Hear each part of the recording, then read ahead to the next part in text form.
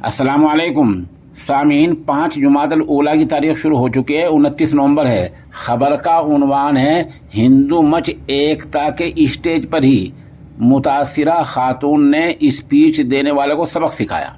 खबर सुनने की है।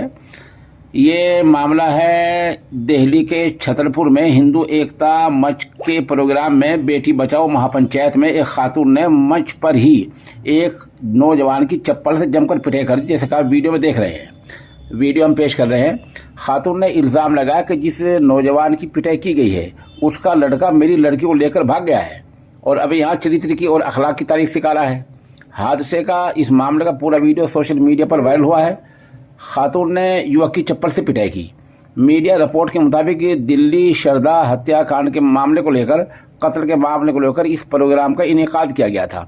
इस दौरान वो खातून स्टेज पर आई, कुछ बोलने लगी। जिस नौजवान ने उसको रोकने की कोशिश की तो खातून ने स्टेज पर ही चप्पल से उसकी पिटाई कर दी और कहा कि ये वही आदमी है